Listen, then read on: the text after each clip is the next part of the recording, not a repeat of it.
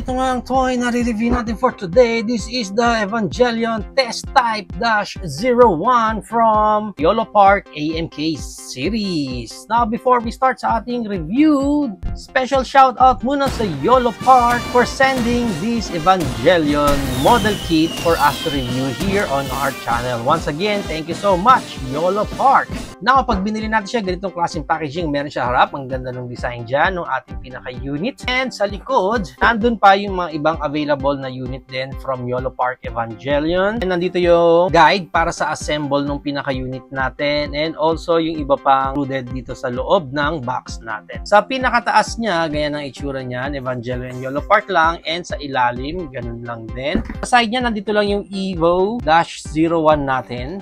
And sa kabilang side, another picture lang ng ating EVO-01. Dito sa pinaka-packaging niya, ang maganda dito is naka-window type na sila, kaya nga pwede na natin agad makita yung pinakalaman ng loob ng pinaka-model kit natin para ma-check nyo kung may mga kulang na parts. And also, dito sa pinaka-window niya, nandito na rin yung ibang obligatory product shot tulad ng ating mga accessories pa dyan and iba pang posing para dito sa ating unit. Pag na-unbox natin siya, meron lang tayo ditong paper na may QR code from YOLO Park and their customer service. And also, we have here yung pinaka-manual ng ating unit. Pagdating dito sa clamshell natin, may dalawa tayo makukuha dito. Isa yung sa kanyang stand and isa sa ating pinaka-model kit. Pero right now, i-check muna natin itong pinaka-stand niya. First, kunin muna natin dito yung pinaka-base natin. Nandoon naman yung parang wired na accessories niya dito na magagamit natin yan mamaya sa pinaka-stand din. And itong pinaka-ilalim ng base natin, iduduktong natin itong pinaka-ibabaw niya, wherein snap build lang natin yan ng pagganyan, tapos close natin. Then let's proceed na dito sa mga parts na ito, and then kunin natin to and also this one, pareho nga sa left side. And ang gagawin natin kasi, kung mapapansin niyo dito sa part natin na to, meron siyang parang gap doon sa pinaka-gitna niya, di ba? And then, dito, sa isang portion na to, ng half, may makikita naman kayo parang square peg dyan. Yung square peg na yan, doon pupunta yan, dyan sa portion na yan. So, ang mangyayari dyan is that, magiging paganyan siya. Okay, so ang gagawin nyo, isisiksik nyo na lang itong peg na to, yung square na yon. Sisiksik na lang natin siya doon. Yan. And then, pag nasiksik nyo na siya doon, dapat sasakto na yan dyan. So, ganyan dapat ang pinaka-itsura niyan. And then, pwede siya mag-slide up and down ng paganyan. And then, pag na-position na natin yan dyan, yung other half niya, pwede mo nang i-snap naman sa partner niya. Yan. Okay, so ganyan dapat ang pinaka-itsura niya. So, ganun din dito sa kabilang side, hanapin nyo yung may square peg na yan. And then, doon natin siya ipapwesto. Ganyan. So, dapat mag-snap ulit. And then, dapat makapasok ulit itong square peg na to doon ulit sa portion na yon. So, ang gagawin niyo, isisiksik nyo na lang talaga siya. Okay? And then, again, nag-slide dapat yan. I-fit yung dalawang parts natin na ito. And snap mo lang talaga. Mag-snap naman. Okay? So, buo na natin itong dalawang portion na to. Next is, pupunta tayo dito sa gitna, kukunin niyo yung mga rectangles natin dito. Nasusundan mo lang naman yung mga pegs niya, which is pag ganyan ang pinaka-build niya. And then snap lang natin. Okay? And then from here, makikita nyo yung pegs niya dyan. Magkaiba yan. Isang square and isang circle. Ganon din sa kabila. So yung square dun sa taas and then yung circle, magiging ganyan siya. So pag nalagay mo na yan dyan, ganon din yung kabilang side, square and circle. Ipepeg mo na lang accordingly. Pag nabuo mo na yan, pwede mo nang ilagay itong pinaka-stand na yan dito sa pinaka-base natin. Yan. So ito yung pinaka-harap niya. Yan.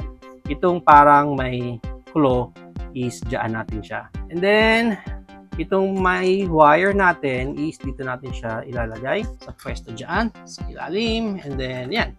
Pag ganyan na siya, pwede mo siguro itago muna yan dyan. Yung wire niyan, habang wala pa yung unit natin. So, yan ang pinaka-itsura nung ating stand. Also, dito rin pala sa stand, may makukuha kayo na parang baton or stick dito na maliit. Ayan ang pinaka-itsura niyan. I'm not sure kung para saan ito. May in-explain sila na para daw sa cockpit, pero wala siyang any portion na pwede mo paglagyan dito, pero pwede siyang magkasya dyan. So, dyan na lang muna natin ilalagay para lang hindi siya mawala. Moving right along, dito na sa ating pinaka-unit na naka-clamshell pa. So, right now, i-unclam na natin yan.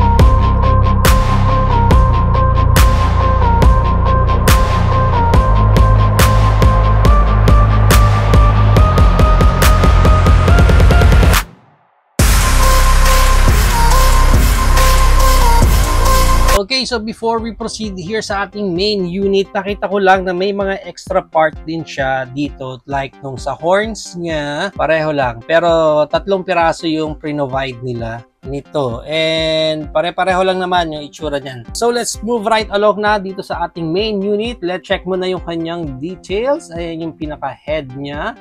Ang ganda. Ang ganda nung head niya. Tsaka yung color scheme niya talaga, no? Ang astig, yung purple and light green niya. Ganda oh. May metallic pa siya doon sa kanyang chest area. Overall look. Ayan. And then sa likod, ang ganda ulit ng itsura dito sa likod. Ayan, sa ilalim. And sa side niya. Ayan ang itsura niyan. Ayan. Okay, so para sa kanyang articulation, yung head niya on a ball joint. Kaya meron siyang look up na ganyan. And also may look down din siya na ganyan. And of course, pwedeng ma-rotate niya ang pinaka-head natin. Ayan. And dun sa pinaka-neck niya, ball-jointed yung pinaka-upper portion ng neck niya and yung lower portion na nakakonect dun sa chest naman niya. Isa pa sa magandang articulation nito is itong sa may mouth niya. Na wherein, pwede siyang ma-open ng ganyan. Ayan, oh. Ganda, oh. Ayan, oh. Pwedeng ma-open ng ganyan yan. Ang ganda sa side. Ooh, astig. Ang ganda. And then, para sa kanyang shoulder pads, ball jointed din yan. So, namumove yan around and up and down din ng ganyan. Yung kanyang creed moment, which is yung ating arms wide open. Ang ganda ng arms wide open niya dito. Yan, wide na wide. And of course, ball jointed din yan. That's why naro-rotate yan. Medyo loose lang yung sa akin dito sa shoulder niya. Ayan, mabilis matanggal eh. Ito eh. Pero yung sa right side niya, maayos and makapit. Tapos may konting swivel lang siya dito sa kanyang pinaka-bicep. Ito rin eh, itong part na to nung unit ko na to, dito sa chest area niya, mabilis din matanggal yung pinaka-peg niya.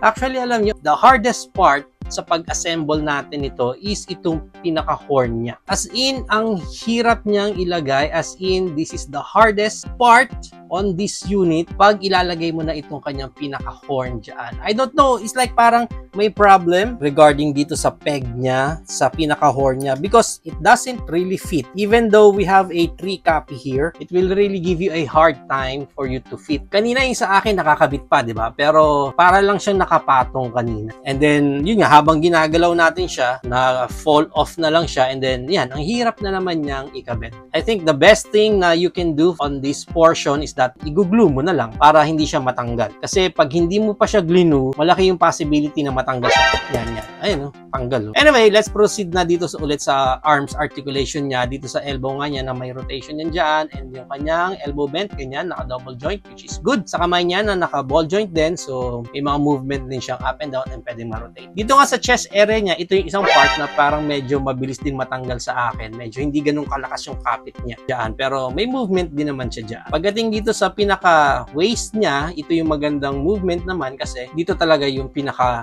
waist niya. Pagdating sa lower waist niya, meron din siyang movement doon and naka-ball joint din naman siya. Dito sa pinaka-legs niya, ang isang problem ulit natin dito is that itong portion na to is tumatama na dito sa mga ibang parts niya. That's why nagiging limited talaga yung articulation mo dito. Wala siyang Van split, wala siyang any para mas gawan mo ng split na posing. Although may high kick siya na ganyan and yung back kick niya is ganyan din. And then also this one, dito sa portion na to, is pwede mong maibaba yung legs niya. Ayan, o lower ng ganyan or mataas ng ganyan. So may portion din siya na ganyan.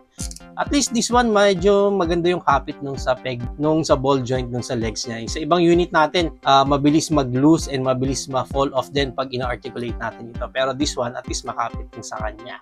Knee articulation niya, of course, double jointed ulit. Yung knees niya dyan. And then, itong knee pads niya, na up and down din niya na ganyan. Pagdating dito sa pinakapa niya, sa pinaka-upper portion, nandun yung connection natin. That's why may movement din siya doon. And then, ball jointed dyan sa may baba naman niya. That's why may mga swivel and movement din siya dyan. Yung cover ng paa niya dito, ball jointed din yan. That's why may movement din. And also, pagdating dito sa toes niya, natataas yan ng ganyan. Yan. Yan, oh. Pwede siyang mataas ng ganyan and mababa ng ganyan. Now, para sa iba pa niya accessories, bukod dito sa open palm niya na kamay, is meron din siyang gun wielding dito na pares ng kamay. Yung isa na lang i-check natin na. Yan ang pinaka-itsura naman yan ng kamay niya dyan. It also has a parang relaxed hands niya dito.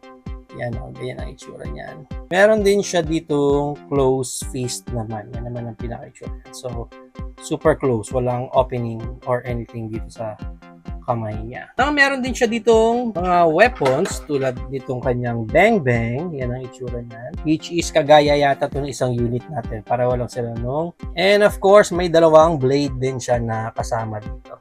Looks like same lang din nung isang unit natin. Pareho lang sila. Bigyan natin siya ng mga weapon. Ipapop off nyo lang ito. Make sure na itong kamay, wag nyo na isama yung peg kasi minsan nasasama yung peg niya. So, gamitan natin siya ng weapon wielding na kamay. Yan. Pag nalagay natin yan, yung kanyang bang-bang. Soft rubber naman na yung mga finger niya dyan. That's why, ilulusot mo lang yan dyan and it will fit perfectly naman dun sa pinaka-kamay niya. And then, ito namang knife niya. Ganun din.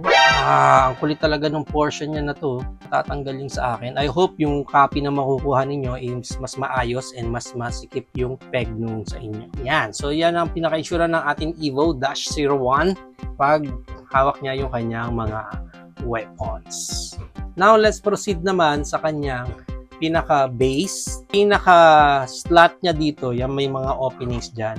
Itong parang blades niya sa shoulder and sa arms niya, dapat sasakto na yan doon. Siksik mo lang siya. Wala siyang any pegs or any security para hindi siya matanggal doon sa portion niya na yun. And then, itong pinakalikod niya is pwede mo nang i-charge yung Evangelion natin dito.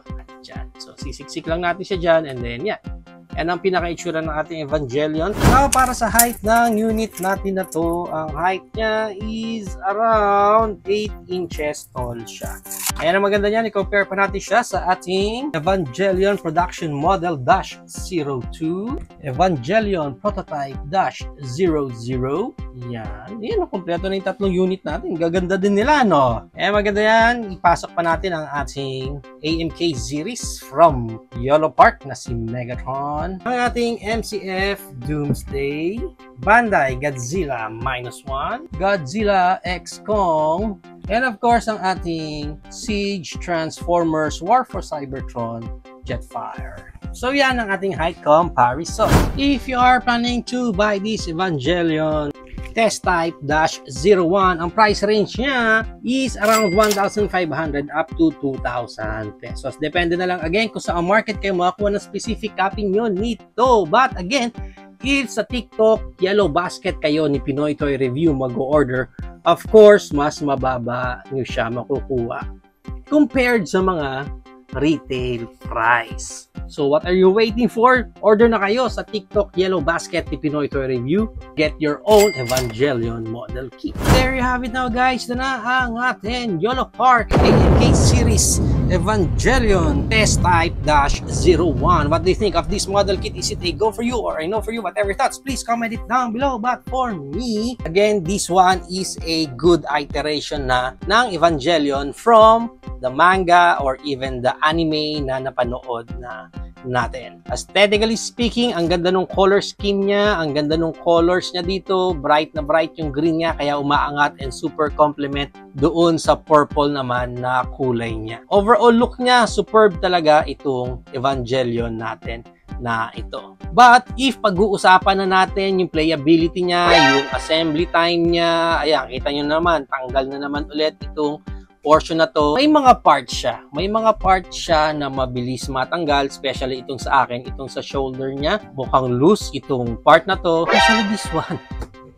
Tanggal ng tanggal itong part na to. And I'm sure naman na hindi lahat ng copy is ganito nataon. Yung sa akin, yun yung loose na part. Kasi comparing it sa iba pa nating Evangelion dito, ito hindi naman loose. Yung part niya na loose. Ito naman, hindi loose compared doon sa part ng mga loose nito. So, I think it depends doon sa makukuha ninyong copy. Nataon lang talaga itong sa akin, yun yung pinaka naging issue niya. Itong part na to na very crucial na peg, which is yung pinaka core niya, yun pa yung medyo naging loose sa akin. Overall, ang pinaka-downside again sa akin is yung lower part niya. Well, ngayon, even yung upper part niya dahil nga sa issue na ito. But kung pag-uusapan is yung posing and yung playability niya, nandito yung lahat sa upper portion niya. Pagdating nga dito sa lower portion niya, dito siya naging limited dahil wala nang any rotation and there's no other way para mas maiposing mo yung legs niya kundi back and forth lang siya ng ganyan. I think kung nalagyan nga nila ng maayos na articulation dito sa part na to, mas marami ka pang posing na magagawa para sa Evangelion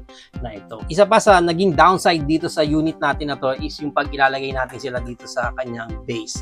Sana there's a way para ma-lock mo sila ng maayos, hindi lang yung i-fit mo lang sila paloob ng ganun. Although at least kahit papano nag-include sila ng base para sa mga model kits natin na to kasi that would be great kung makikita na natin lahat yan na naka-display kasama nung base nila. Yan no, ayos din di ba?